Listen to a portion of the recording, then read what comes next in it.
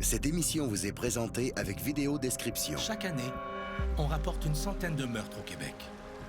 Certains sont commis par des gens au-dessus de tout soupçon. Leurs proches n'ont rien vu venir et ils n'arrivent pas à y croire.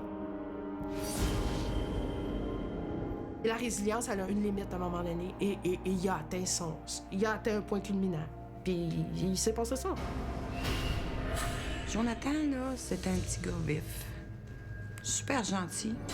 Parce que pour moi, c'est encore un petit enfant, puis ça n'a pas de malice. Je sais même pas comment ça fait que je suis pas morte devant. Je pense que le bon Dieu était avec moi. Parce que quand il était en colère, Jonathan, là, c'était pas facile.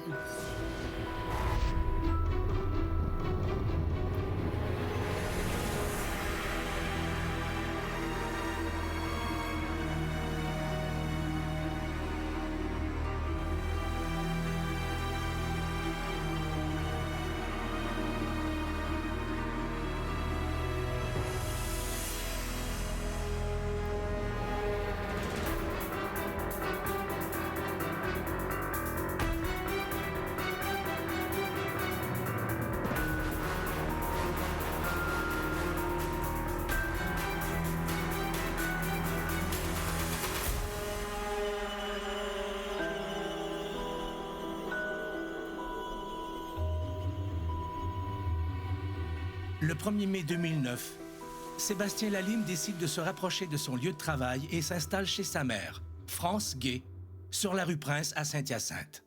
La mère et le fils s'entendent très bien.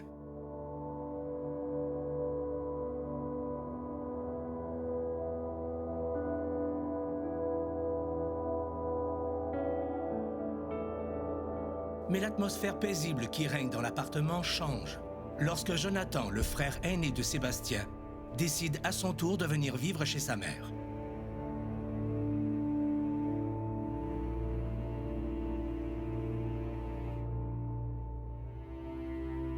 Depuis quelques années, la relation de Jonathan avec les membres de sa famille s'envenime et on craint ces explosions de colère d'une très grande violence.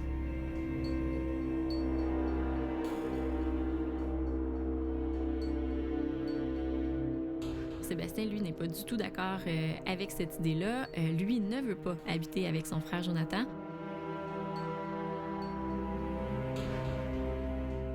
Il décide finalement qu'il va quitter, qu'il va retourner chez son père. Et sa mère, à ce moment-là, elle ne veut pas qu'il quitte. Dans le fond, Sébastien va expliquer que sa mère voulait vraiment qu'il reste parce qu'elle avait peur.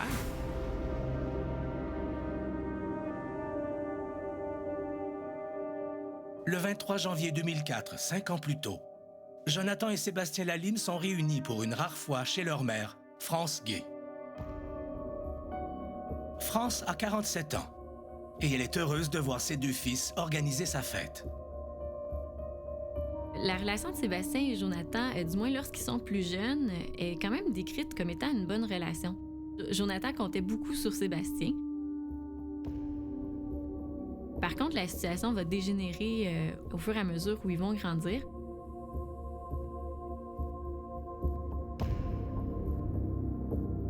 Cette journée de réjouissance n'est toutefois qu'une petite accalmie dans ce qui deviendra un véritable cauchemar familial.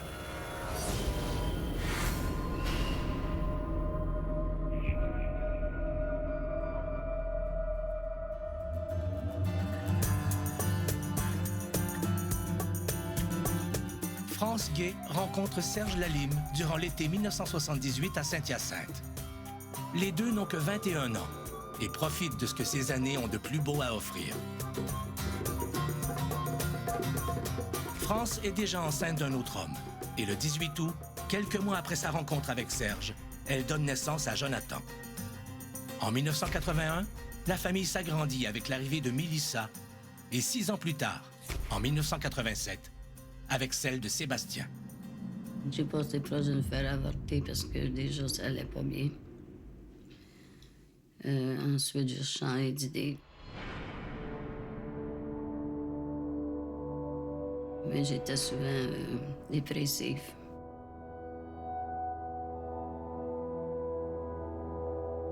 Six mois après la naissance de Sébastien, le couple se sépare. 2 ans plus tard, en 1989, France confie la garde de ses 3 enfants à Serge, qui, à 37 ans, vient de retourner aux études. J'ai suivi un cours, 52 semaines intensif à Terrebonne, pour dessin industriel à cité d'ordinateur. Puis là, ben, je me suis ramassé avec la garde de mes 3 enfants, tu sais, 1 mois avant de finir mon cours. Fait que là, ben, c'est sûr, là, ça change toute ton optique, là, tu sais. Là, tu travailles avec tes 3 petits-enfants, puis ben, c'est ça. Fait que j'ai gardé mes enfants, puis j'ai laissé faire le cours, puis j'ai abandonné ça. Serge doit composer avec son nouveau rôle de père à temps plein. La préadolescence de Jonathan est déjà un vrai cauchemar. Il consomme des drogues, en plus de faire partie d'un gang et d'être violent.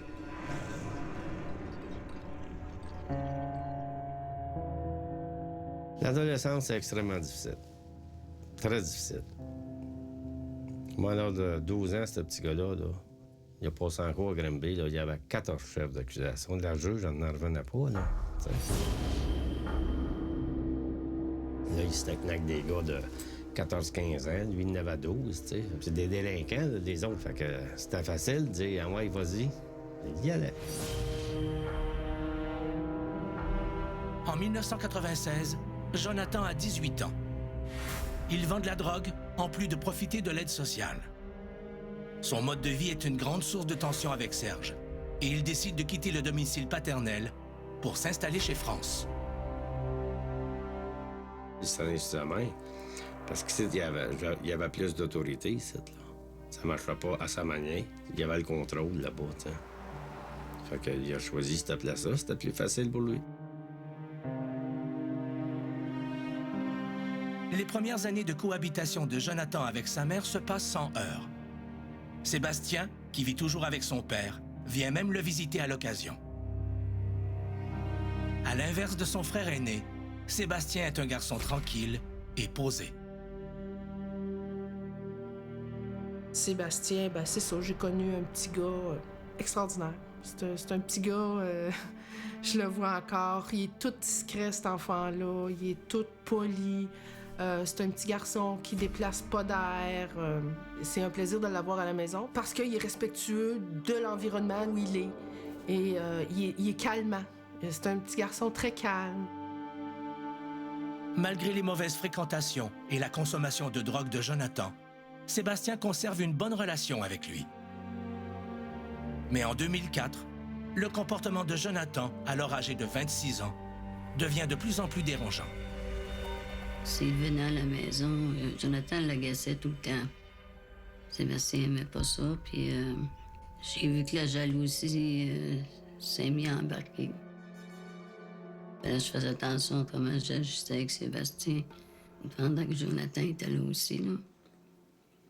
Si je devais vous servir Sébastien, le repas Sébastien avant Jonathan, c'était comme une colère que Jonathan regardait son frère, puis je le voyais qu'il n'aimait pas ça.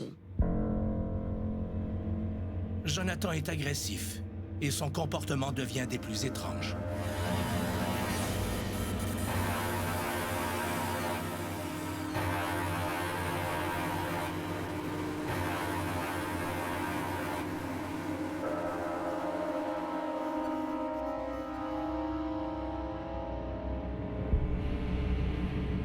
Il brisait tout à la maison. J'étais tannée de le voir faire des trous d'importe dans les murs. Il limait même les conduits d'eau avec une lime. Un moment donné, je l'ai pogné, il est en train de faire ça, mais je me demandais pourquoi tu fais ça. Ben, ça coule, là. Il faut le réparer. Puis ça coulait pas. France voudrait qu'il se rende à l'hôpital pour subir des traitements. Mais Jonathan refuse. La mère n'a d'autre choix que d'obtenir une injonction de la cour pour le forcer à s'y rendre.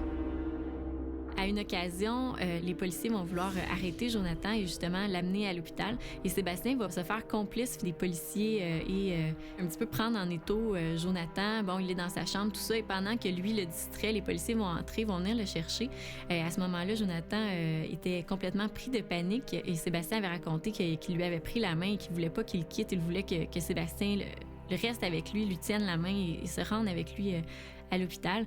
Donc, il restait qu'il lui faisait quand même confiance, mais à partir de ce moment-là, Sébastien a lui-même décrit, là, dans le fond, qu'il y avait peut-être quelque chose qui s'était brisé. Le 25 mars 2004, Jonathan reçoit un diagnostic formel. Il est atteint de schizophrénie. Il est alors interné dans un hôpital de la région. Puis il me disait, maman, sors-moi d'ici. Mais là, je dis, il faut que tu te fasses soigner. Mais il dit, j'ai rien, moi. Là, je disais, oui, t'as des problèmes de santé. Laisse-toi soigner, puis après ça, ils vont te laisser sortir. Mais Jonathan refuse de se faire soigner. Et 2 semaines plus tard, les médecins doivent le laisser partir. Il revient alors chez sa mère. La santé mentale de Jonathan Lalime se détériore rapidement et les sévices qu'il fera subir à sa mère sont d'une cruauté inqualifiable.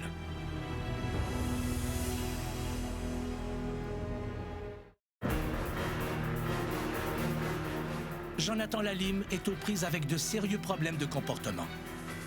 Agressif avec sa famille et consommateur de drogue, il vit seul avec sa mère France Gay lorsque le 25 mars 2004, il est diagnostiqué schizophrène. Jonathan peut délirer au point de tout casser dans l'appartement de sa mère.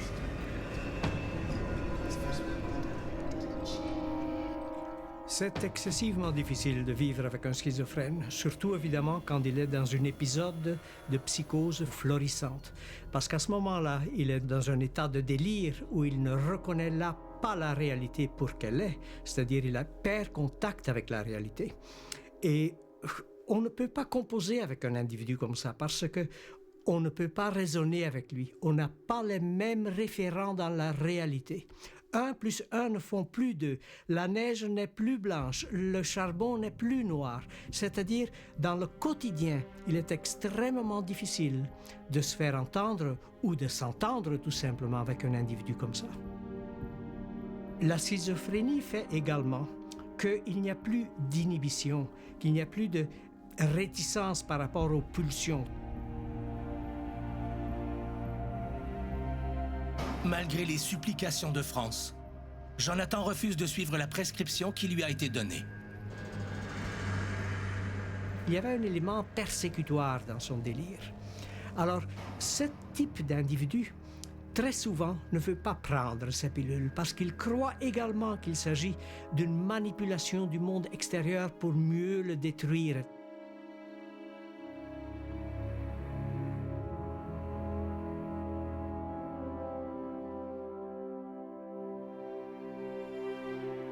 Alors, cette paranoïdie ou cette idée de persécution empêche très souvent ce type de personnes de prendre la médication.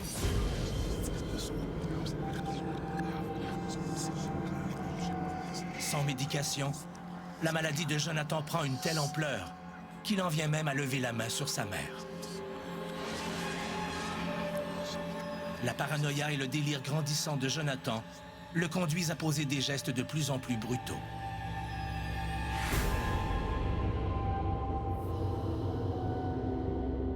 Il me poignait par la gorge, puis il me lançait, il me déchirait mon linge. Il me disait, j'aurais plus besoin de linge, j'aurais plus besoin de rien. Les épisodes psychotiques se répètent et Jonathan en vient même à professer des menaces de mort à sa mère. Sa mère était un peu son univers. Et plus même, il vivait dans une forme de fusion et de symbiose avec sa mère, ce qui a probablement d'ailleurs facilité certains passages à l'acte. La mère de Jonathan refuse de porter des accusations criminelles contre lui, car elle considère que la place de son fils n'est pas dans une prison, mais bien dans un hôpital. Je l'ai toujours gardé parce que je savais que tout le monde le rejetait. En tout cas, j'étais la seule qui est restée à côté puis tout, mais je l'aimais pareil, mon gars. Apeurée et profondément ébranlée, France décide de fuir. À l'automne 2006, elle se réfugie chez un membre de sa famille en Alberta. Jonathan reste seul dans l'appartement de France, qui devient rapidement inhabitable tant il le saccage. Il est alors accueilli chez sa sœur Mélissa. Ils ont hébergé Jonathan, puis ils ont été un mois dans leur chambre parce que Jonathan était la terreur dans la maison. Là. C'était pas rigolo, mais c'était un être malade qu'on n'a pas soigné, qu'on n'a pas retenu. Puis c'est qui est comme de ça? Ben c'est ceux autour. Mélissa parvient à expulser Jonathan. Encore une fois sans toit sous lequel dormir, il se réfugie chez son père, Serge.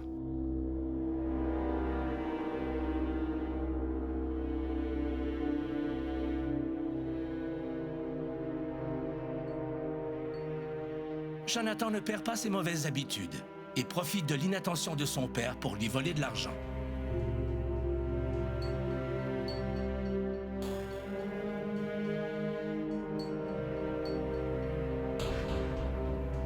Serge ne tolère pas les écarts de Jonathan et le met aussitôt à la porte.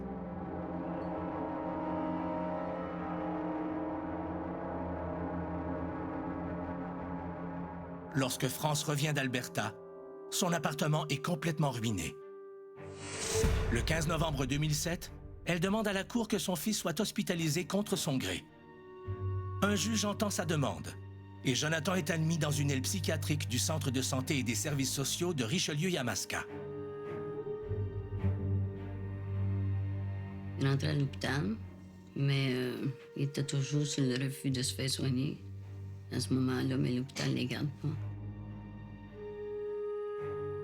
France entreprend les mêmes démarches légales à plusieurs reprises. Et un juge ordonne même une interdiction à Jonathan d'être en contact avec elle. Alors, comment obliger ce garçon de prendre ses médicaments?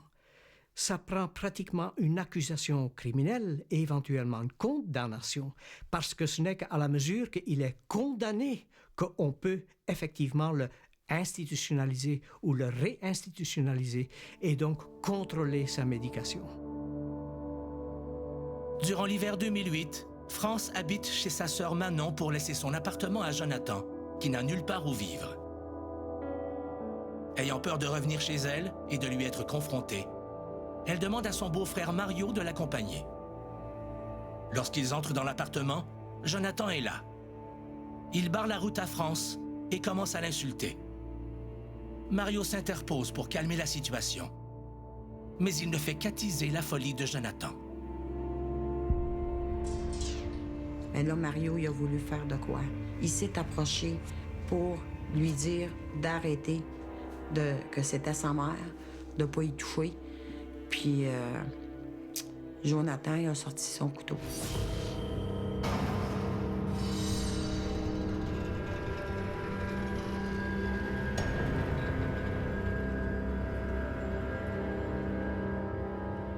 Il a voulu l'attaquer, mais là, Mario, il a donné un coup de pied des parties pour le faire baisser. Puis là, il a enlevé le couteau. Même obligée par son propriétaire à quitter son appartement saccagé par son fils, France ne peut se résoudre à le laisser tomber. Ainsi, malgré tout le mal que Jonathan lui fait subir, elle décide de lui louer une chambre dans un motel. Je voulais pas qu'il dorme dans la rue. J'ai trouvé que t'es contre ça, pareil. Moi, j'ai été demeurée chez ma sœur Diane.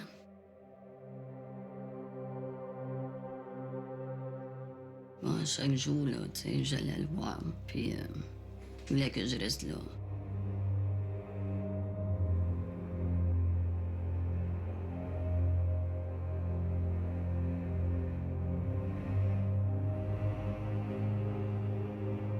Régulièrement, Jonathan appelle sa mère pour qu'elle vienne lui tenir compagnie.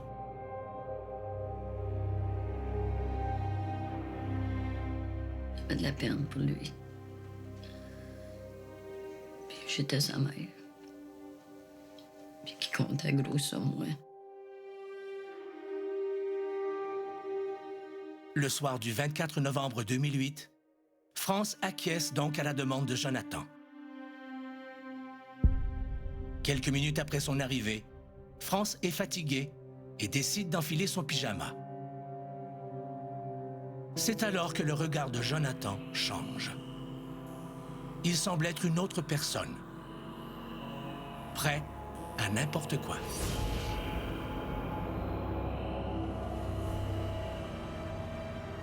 Malgré le danger que Jonathan représente pour elle, l'amour inconditionnel de France pour son fils l'empêche d'agir. Parviendra-t-on à mettre un frein à la folie de Jonathan?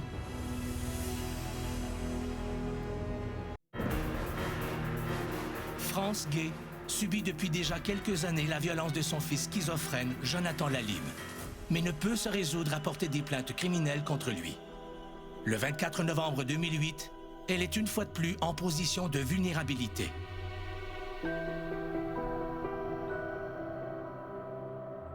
La mère et le fils se retrouvent seuls dans la chambre de motel qu'occupe Jonathan. Quand le jeune homme voit sa mère en pyjama, prête à aller se coucher, son regard s'allume. Il était là, mais je veux pas que tu te couches tout de suite. Je dis oui, je suis fatiguée, je vais me coucher. Ben, il dit non. Dans la psychose, il y a comme une disparition des frontières entre soi et l'autre. On va terminer qu'est-ce qu'on n'a jamais pu terminer. Je te le niaise pas, là, Jonathan, parce que là, t'as dit, il m'a te fait arrêter. Pour un garçon comme celui-là, qui vit déjà dans un état un peu fusionnel avec sa maman, lorsque la pulsion sexuelle se déclare, eh bien, il va éventuellement victimiser sa mère parce que sa mère n'est plus une personne extérieure. Jonathan saisit sa mère de force et la projette sur le lit.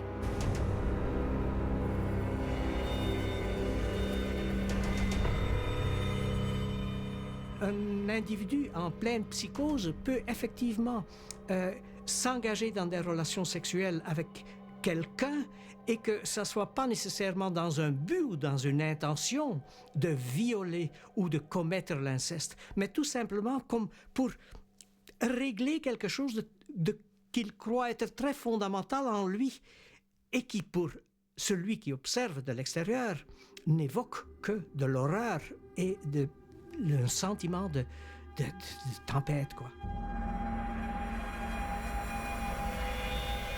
Les cris de France alertent les voisins.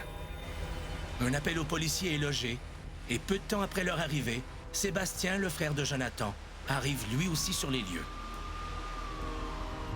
Sébastien va décider de passer voir son frère, voir s'il a besoin de quoi que ce soit. En arrivant sur place, Sébastien constate là, qu'il y a des policiers qui sont sur les lieux. Alors, il va entrer et va trouver à ce moment-là sa mère en pleurs sur le lit, Jonathan qui semble être en train de se rhabiller.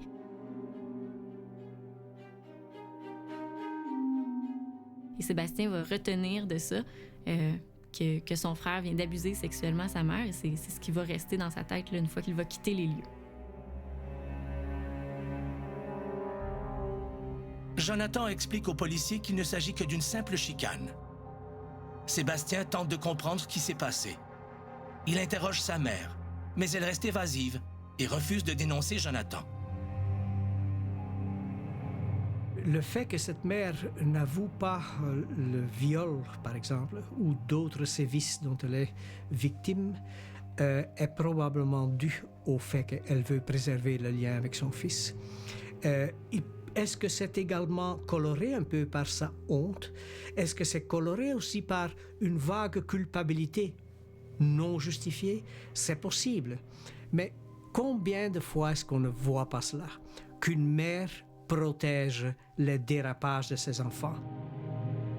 Sébastien décide alors de quitter avec son frère afin de protéger sa mère.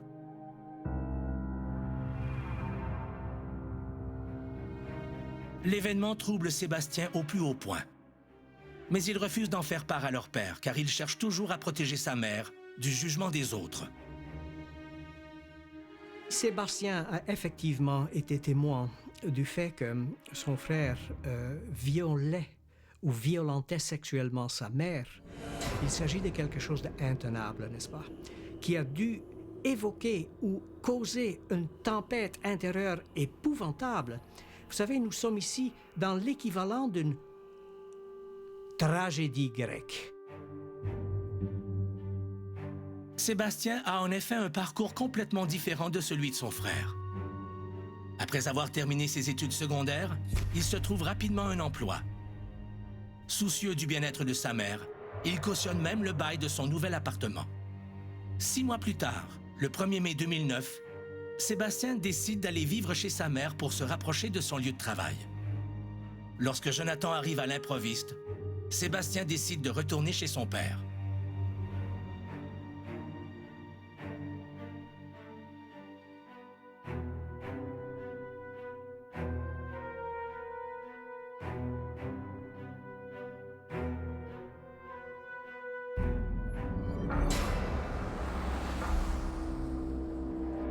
Quatre jours plus tard, Sébastien revient voir sa mère pour prendre de ses nouvelles. Lorsqu'il entre dans l'appartement, France nettoie le désordre que Jonathan y a laissé. France a atteint sa limite. Elle ne peut plus supporter le joug de Jonathan et demande à Sébastien d'intervenir.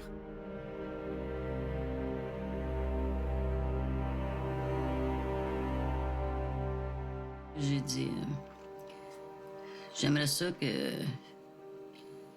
tu parles à Jonathan parce que je peux rester toute seule avec, là. Mais j'ai dit que ce qu'il m'avait déjà fait, là. Et puis là, je me suis mis à pleurer. J'ai dit, j'ai pas d'homme avec moi pour me protéger. Puis, mais j'ai dit, j'aimerais ça que quelqu'un parle pour que ça arrête.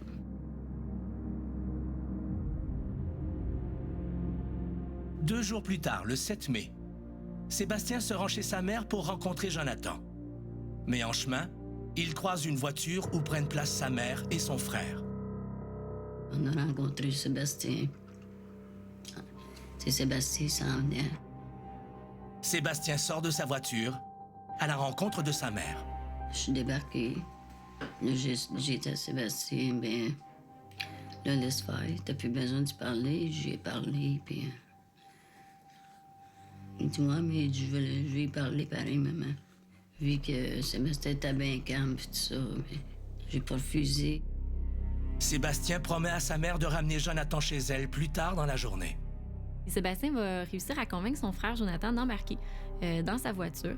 Il va l'attirer finalement, possiblement, selon les versions, en lui parlant de consommation de cannabis parce qu'il savait que comme ça, son frère allait monter à bord de son véhicule. Les deux frères se dirigent ensuite dans un rang de campagne. Sébastien dit vouloir lui montrer un endroit où il compte faire pousser de la marijuana. Sébastien aborde alors les problèmes de leur mère et supplie son frère de la laisser tranquille. Mais Jonathan ne veut rien entendre. Il réplique qu'il n'a rien à se reprocher. Sébastien l'interroge alors sur l'incident du motel. La réaction de Jonathan est des plus provocantes.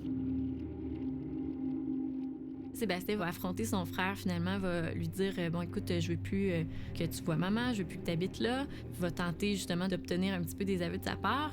Jonathan va lui répondre « Écoute, maman est bien avec moi, je suis bien avec maman et il y a personne qui va empêcher ça. » Il va répondre avec un sourire qui a été décrit comme un sourire narquois, finalement. C'est vraiment une provocation. C'est alors que Sébastien fait signe à Jonathan de se retourner pour voir l'endroit caché où il compte faire pousser de la marijuana. Tandis que Jonathan regarde à l'extérieur, Sébastien s'empare de son couteau de poche et attaque son frère. Jonathan porte une main sur le point d'entaille, mais la blessure est fatale. Sébastien garde son sang-froid et s'éloigne.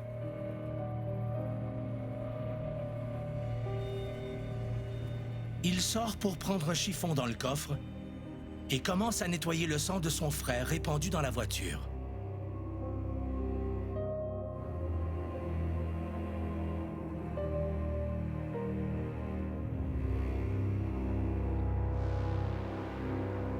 Sébastien se dirige vers Jonathan pour s'assurer qu'il est bien mort.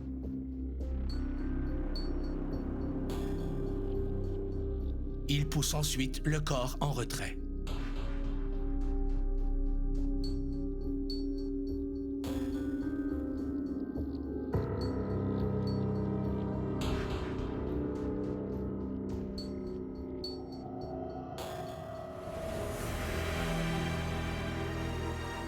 Sébastien Lalime vient de commettre le meurtre de son frère et tout laisse croire que le geste est prémédité.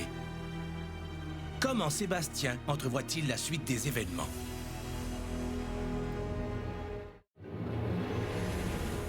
Le 7 mai 2009, après des années à avoir martyrisé sa mère, Jonathan Lalime est confronté par son frère cadet Sébastien. Les réponses cyniques de Jonathan poussent Sébastien à commettre l'irréparable.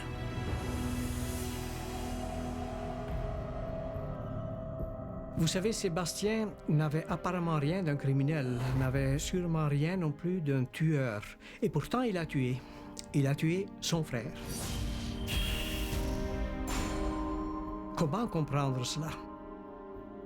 Mon hypothèse est que l'impensable, c'est-à-dire le viol incestueux de son frère, a créé chez lui une forme de désorientation intérieure et une telle tempête psychologique intérieure qu'effectivement, on doit jouer avec l'idée qu'il y a eu comme un genre de pulsion ou impulsion irrésistible ou irrépressible.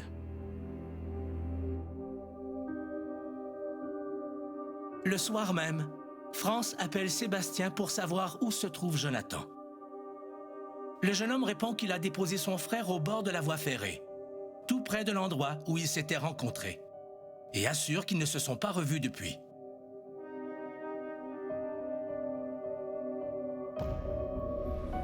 Trois jours plus tard, le 10 mai, Sébastien rend visite à sa mère qui est dans un grand état de détresse. Elle questionne encore Sébastien, car elle trouve anormal de ne pas avoir eu de nouvelles de Jonathan. J'ai demandé ce qu'était Jonathan, il m'a dit qu'il savait pas.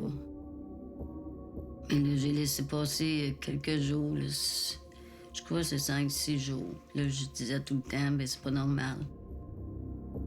C'est pas normal parce que Jonathan, là, même si ça marchait pas, moi et lui, on se voyait tous les jours. Le 16 mai, 9 jours après le meurtre de Jonathan, France contacte les autorités policières pour rapporter sa disparition. Les jours qui ont suivi, il n'y a pas eu d'aveu. Il y a eu un signalement de la disparition de Jonathan par la suite qui a été fait aux policiers, qui a été transmise aux médias, au public. Mais sans plus, vraiment. Dans le fond, on croyait à la disparition d'un jeune homme schizophrène là, au départ. Dans les jours suivant le signalement de la disparition de son frère, Sébastien remarque l'immense inquiétude de sa mère. Rongé par le remords et portant seul le fardeau de ses actes, il tente malgré tout de retrouver une vie normale.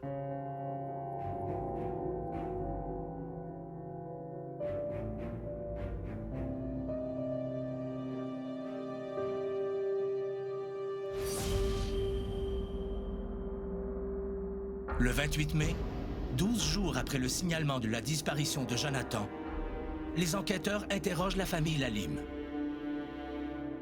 Sébastien parvient à garder le secret et ne fournit aucune information incriminante.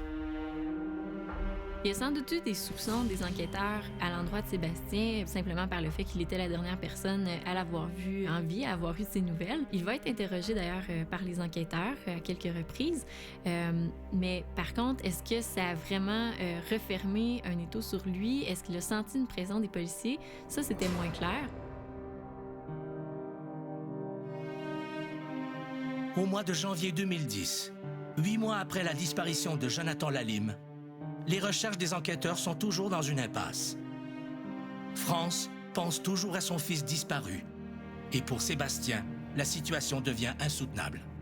À un moment donné, il m'a demandé d'arrêter de parler de Jonathan. J'ai dit, OK, je sais que t'as pas, je vais arrêter.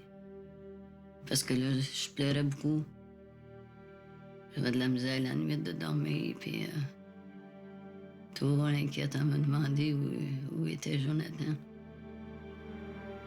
Au fil des mois, l'état de Sébastien Lalime se détériore. Il va même jusqu'à abandonner son emploi. Son comportement alerte son entourage. Tout le monde autour de lui là, a vraiment senti que quelque chose clochait. Il n'allait pas bien, il était de plus en plus introverti, il parlait pas beaucoup. Il allait prendre des longues marches seul pendant des heures souvent. Et tranquillement, là, il va tomber dans un état de dépression. Au mois de février, Sébastien, qui est au bord du gouffre, s'empare d'un couteau et applique une pression sur son poignet.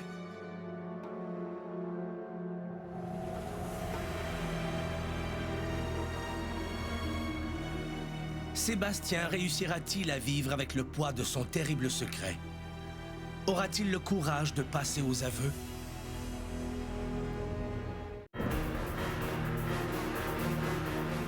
Le 7 mai 2009, Sébastien Lalime tue son frère Jonathan d'un coup de couteau.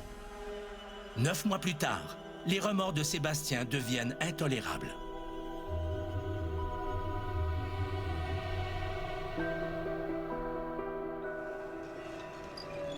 Au mois de février 2010, des idées suicidaires envahissent l'esprit de Sébastien.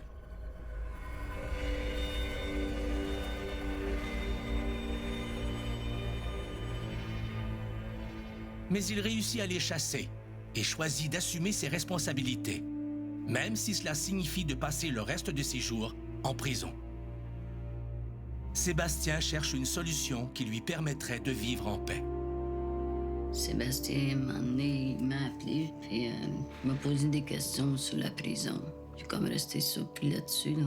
Je voyais qu'il y avait de la difficulté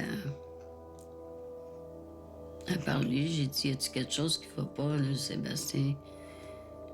J'ai dit, t'as l'air d'avoir un gros moton à quelque part. Il dit, oui, mais. Il dit, j'ai un gros moton.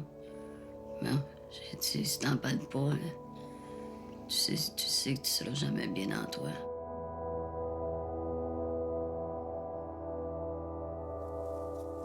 On peut penser qu'il aurait pu vivre avec ce secret-là pour le reste de sa vie ou pour plusieurs années. Donc, c'est vraiment la pression, les remords, et lui l'a décrit de cette façon-là. C'était vraiment les remords qui l'ont amené tranquillement à sombrer dans la dépression, à remettre tout ça en question et finalement décider d'admettre, d'assumer finalement les conséquences de son geste. Le 19 février, plus de 9 mois après le meurtre de Jonathan, Sébastien Lalime appelle les autorités policières pour se livrer. Il va dire, venez me chercher, tout ça. Il va donner l'endroit où il est. Il attend et finalement, une dizaine de minutes plus tard, va rappeler le service d'urgence pour dire vous êtes où? Qu'est-ce que vous faites? Je vous attends et venez me chercher. Donc, les policiers, on va le rassurer, oui, on s'en vient et les policiers vont aller chercher et rapidement, là, il va être amené pour son interrogatoire. Le récit des faits, tel que raconté par Sébastien, laisse entendre qu'il a prémédité le meurtre de son frère. Cette journée-là, ça a l'air que j'ai décidé. T'étais, comme on dit, t'avais... la rage, là, avait comme pris le dessus. Ouais. Qu'est-ce que t'as fait? Tu l'as appelé? Quoi? Tu l'as communiqué? Non? T'avais-tu pensé à quelque chose en particulier? Ouais. Qu'est-ce que tu t'étais dit dans ta tête? J'ai dit c'était fini pour toi aujourd'hui. C'était assez. OK. T'avais-tu pensé à comment le faire? Ouais. Ouais. C'était quoi? C'était mon couteau.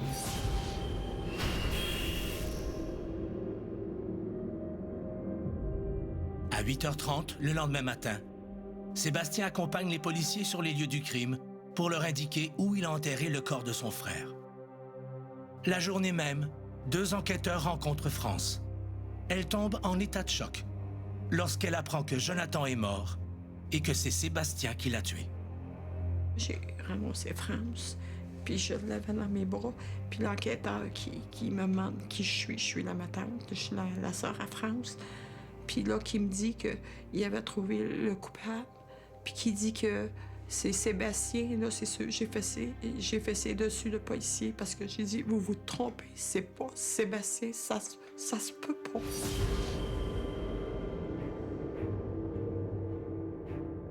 Le 13 septembre 2011, plus de 2 ans après avoir commis le meurtre de son frère, le procès de Sébastien Lalime s'ouvre au palais de justice de Saint-Hyacinthe. Il plaide non coupable à une accusation de meurtre au premier degré.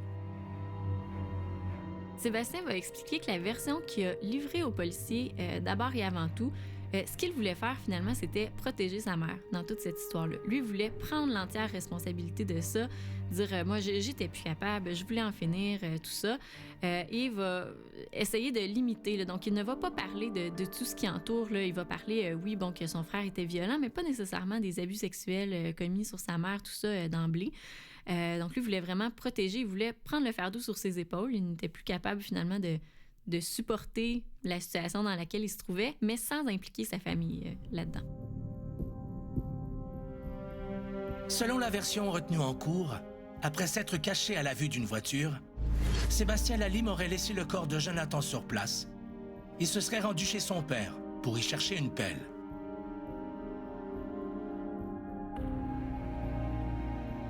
Sébastien revient sur les lieux où gît le cadavre de son frère. Il commence à creuser. Mais la tâche est plus difficile et plus longue que prévu. Déterminé à cacher le corps de Jonathan et le mauvais souvenir qu'il suscite, Sébastien parvient à creuser un trou peu profond. Il y bascule alors le corps de son frère et le recouvre avant de repartir chez son père. Serge Lalime profite de la tribune médiatique du procès de son fils pour dénoncer les failles du système de santé. Ben, c'est sûr, tu te demandes ce qu'était à la faille, s'il y en avait un, premièrement. J'imagine qu'il y avait une faille à quelque part. Je sais pas si... c'est qui était responsable de ça. Moi, regarde, ça va tout le temps rester que les gouvernements, va falloir qu'un haut qui mette les culottes puis qui s'occupe de la maladie mentale. Un malade, il a besoin de taille. Il a pas besoin de se faire mettre en prison, là. Hein? Puis le malade, si tu le laisses dans sa famille, mais c'est ça l'affaire, c'est que là, c'est toute la famille qui a besoin d'aide. Le 27 septembre, les membres du jury se retirent pour délibérer. L'attente est pénible pour la famille Lalime. Le 2 octobre, après 5 jours de délibération, les membres du jury déclarent Sébastien Lalime coupable d'homicide involontaire. Il écope d'une peine de 8 ans de prison. Il en avait trop ses épaules. Il a voulu sauver sa maman. Puis c'est ce que j'ai dit à la cour, je crois. Il a voulu sauver sa mère qui souffrait depuis tant d'années.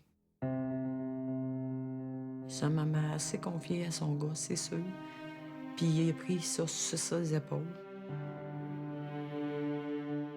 C'est pas correct que c'est qu'il a fait, Sébastien. Sauf qu'il a voulu sauver sa mère. Si c'était pas Jonathan, ça aurait été France. Cet enfant-là a eu une résilience pendant de nombreuses années. Dans des conditions de vie probablement loin d'être évidentes pour la majorité des gens dans une société. Et c'est ça. C'est qu'à un moment donné, t'accumules, t'avales, tu dis rien. Puis à un moment donné, il y a un... Là, c'était tout un étincelle, là.